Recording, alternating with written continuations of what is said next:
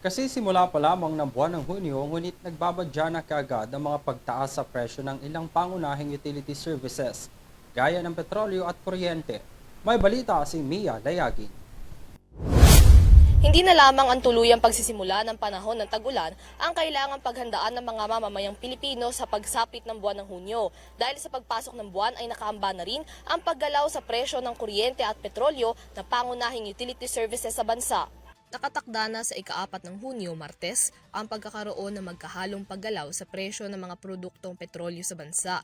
Nauna nang nag-abiso ang Pilipinas Shell at Sea Oil na magkakaroon ng 90 centavos kada litro ng tapyas ang singil para sa gasolina, epektibo simula 6 a.m. sa Martes.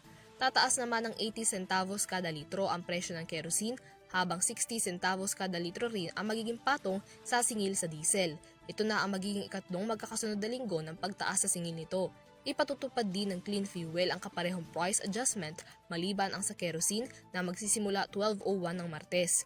Ayon sa Department of Energy Oil Industry Management Bureau, ang mga nakaambang paggalaw na ito ay maaaring resulta ng tapyas sa produksyon ng OPEC at pagtaas ng demand para rito sa gitna ng summer season. Samantala, nagbabala na ang electric company na Meralco patungkol sa posibleng pagtaas muli ng singil sa kuryente ngayong buwan ng Hunyo.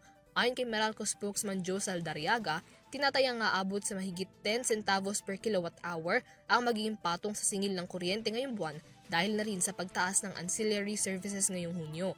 Bukod pa ito sa nasa 0.05 centavos per kilowatt hour na feed-in tariff na kasama sa sisingilin sa mga consumer. Ang ancillary services ay mga serbisyong nagsisiguro at tumutulong sa mga grid operators para mapanatili ang reliable electricity system, habang ang feed-in tariff naman ay ang bayad para sa kuryenteng mula sa renewable energy resources.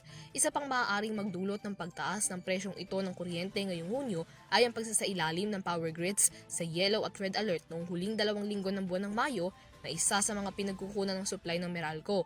Itong Lunes, ika-3 ng Hunyo, isinailalim ng National Grid Corporation of the Philippines ang Luzon Grid sa yellow alert mula 1 p.m. hanggang 4 p.m. at mula alas 6 ng hapon hanggang alas 10 ng gabi. Isinasailalim sa yellow alert status ang mga power plants kapag hindi na sumasapat ang operating margin para sa contingency requirement ng transmission grid. Sa huling ulat ng NGCP noong 1:30 p.m. ng Lunes, nasa 14,457 megawatts ang available capacity ng Luzon Grid para sa 13,484 megawatts na peak demand nito. Para sa EuroTV News, Mia Layagin sumasaludo sa bawat Pilipino.